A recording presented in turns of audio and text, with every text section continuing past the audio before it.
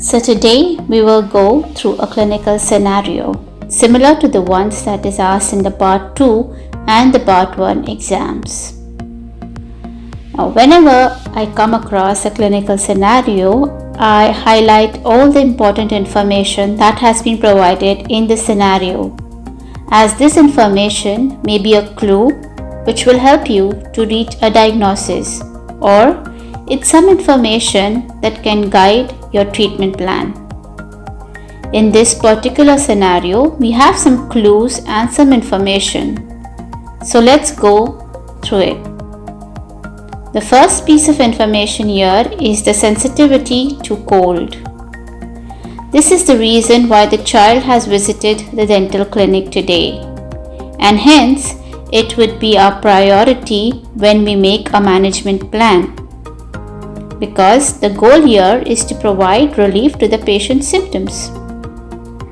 The second information that we have here is that we see plaque deposits around the teeth. These could indicate two things. The first thing it could indicate is that the oral hygiene should be taken care of and it's neglected. Or it could be that the sensitivity in the teeth is impacting the day-to-day activities like eating and cleaning. And this can be confirmed with questions. The third important clue here is the image. It shows you the teeth that have been involved. You know that it's a structural defect and the extent of the involvement. So hence it helps us to form a differential diagnosis. With the help of a differential diagnosis, then you could have some questions asked and some tests performed, which will help you to lead to a proper diagnosis. The fourth information that is given here is the age of the patient. So with structural defects like this, it's important to have an early diagnosis for better outcomes. Also the treatment timings for some extractions or some more complicated treatment depend on the age of the patient. So it's going to help you with the management.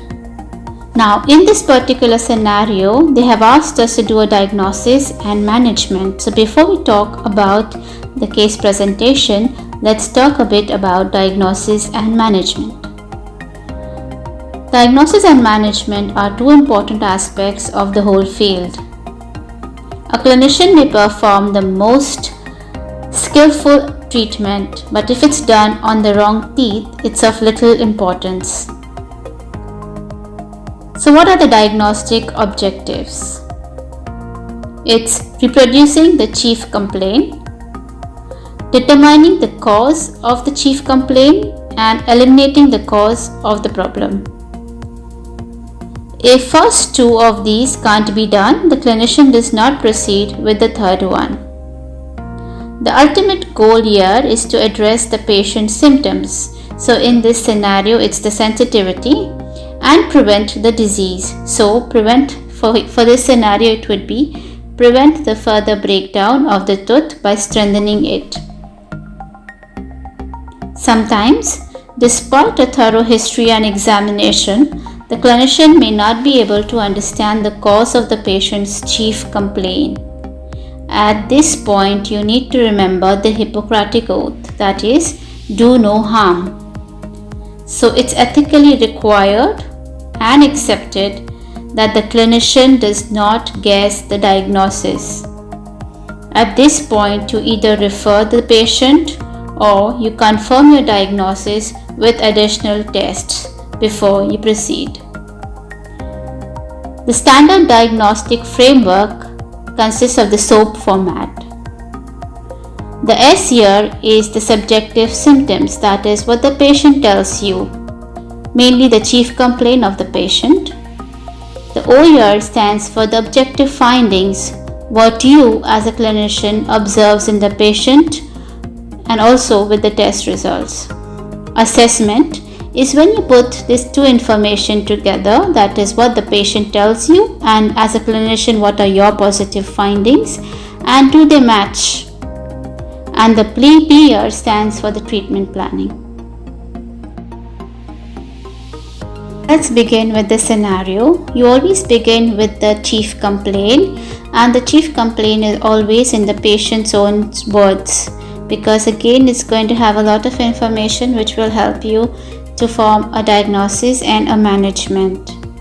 Then we go to the history of the chief complaint. For the history of chief complaint, we usually follow an acronym which is SOCRITS, and accordingly, if it's pain or sensitivity, you would ask for the site, onset, character of the pain, anything that aggravates the pain or relieves the pain, and also you would scale the pain from a scale of 1 to 10, like 1 being the least and 10 being the most.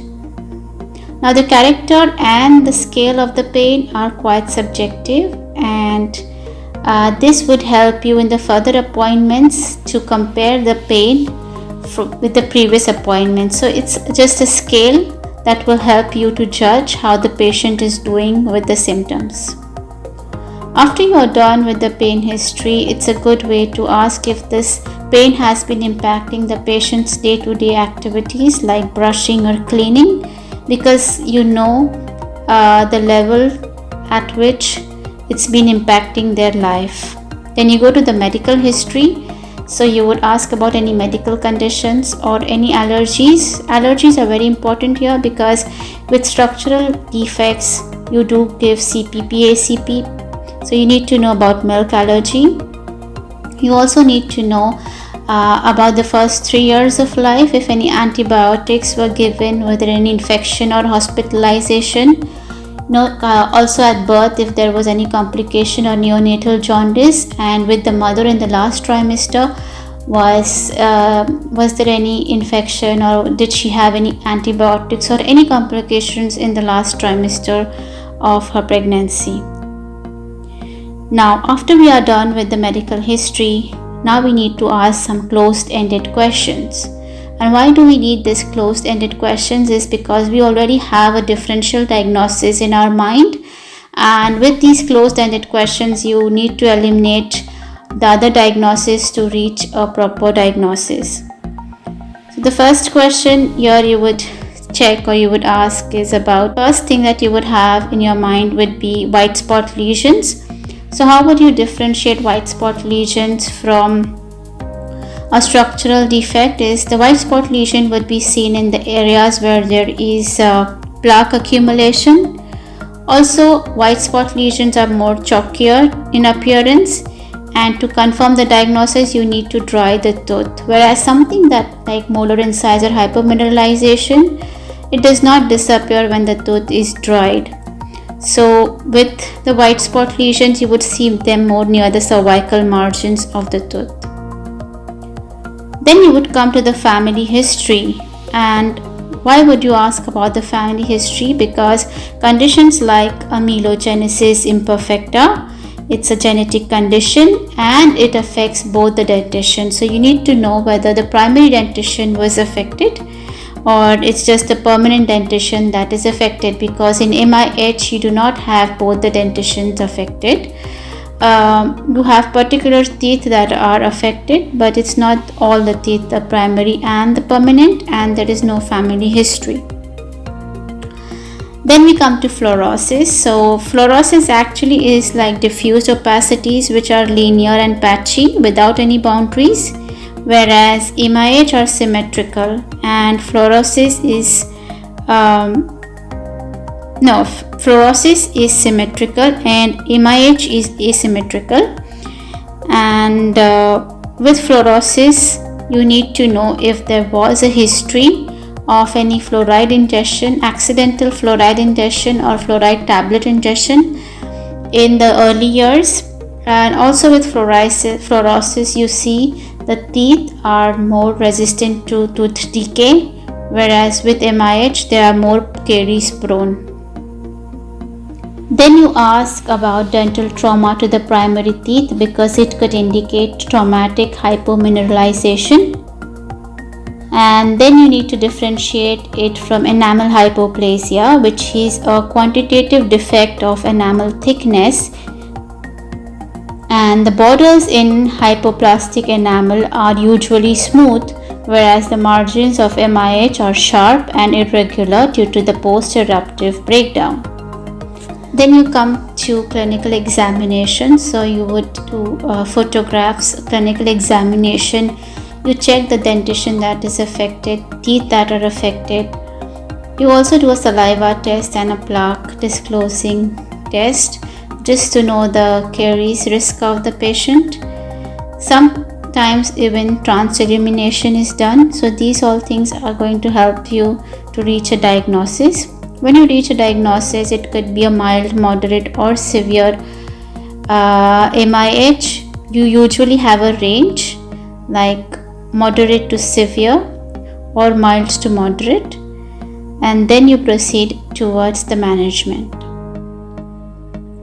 The goal of the management is to relieve the chief complaint, which is the sensitivity, and also to prevent the further damage. So it could be done in two ways.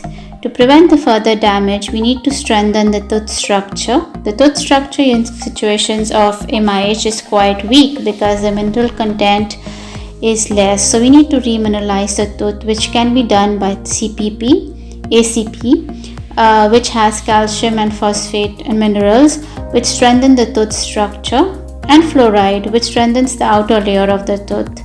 So it helps in remineralization. Usually it takes around 2 weeks to 6 weeks to remineralize the tooth. And also, as we want to prevent the further destruction by caries, we need to do a diet and diet counseling for the child. And also we have to emphasize on oral hygiene. The second step of the management would be to know the concern, if it's more of an aesthetic concern or a functional concern, and that would guide our treatment to some degree. So the treatment can be divided as posterior teeth, that is for the molar teeth, and the anterior teeth. So talking about the molar teeth, the treatment would rely on the severity of the involvement, and hence there would be a decision whether you need to restore the teeth or extract the teeth, which would depend on the severity of the lesion, the pulpal involvement, the presence of third molar germs at that time, the long-term prognosis, and the cost involved. So if we decide to restore these teeth, it's important that the cavity margin should not involve any porous enamel, because bonding in such a condition could be quite difficult. You usually use a GIC or resin modified GIC as an intermediate approach until definitive restoration is placed. Also, with the restorations, it's very important to monitor the patient every 3 months, because the enamel is not strong enough and the mineral content is less, so the restoration tend to break down or fall off. So they have to be monitored every 3 months, and the patient has to be explained for this, that you need to have a recall at every 3 months to check the restorations. The next option that we have for the posterior teeth is the full or partial coverage crown. So preformed metal crown can be used for damaged molars, because it would prevent the post-eruptive breakdown, and also it would take care of the sensitivity and the further deterioration, as it's not exposed to the oral environment. They are not expensive and it can be done in single visits. For older children, onlays is an option, but it's usually time consuming, technique sensitive, and expensive.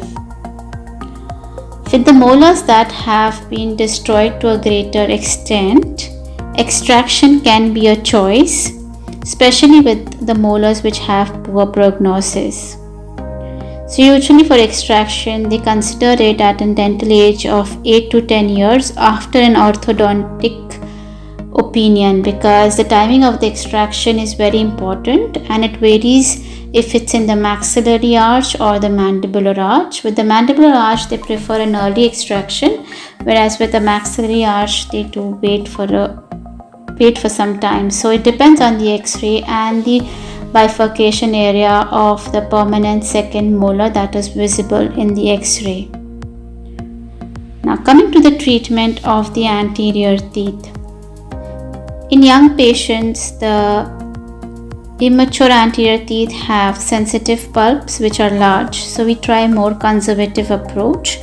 Also, the enamel opacities become less profound in long term, so we try to delay the treatment if aesthetic is not a concern. If aesthetic is a concern, there are some options like microabrasion, which can be done. The second option that we have is teeth bleaching, which is not done in young patients. It's done in adolescents because there can be some mucosal irritation, so you would not prefer it to do in very young children. The other options that we have is either a composite restoration or a composite veneer at a young age and a porcelain veneer after the age of 18 years when the gingival margin has matured. Also, just the problem list for these patients is that they have 10 times more visits than a normal patient. So usually patient compliance can be one of the factors. The second thing is that the local anesthetic may not be very effective because the enamel is porous and there is chronic inflammation of the pulp. These patients experience a lot of sensitivity. So sometimes the management can be a bit tricky, and a referral to the specialist, it would be a better option in that place. That is all about MIH. Hope it was helpful for you all.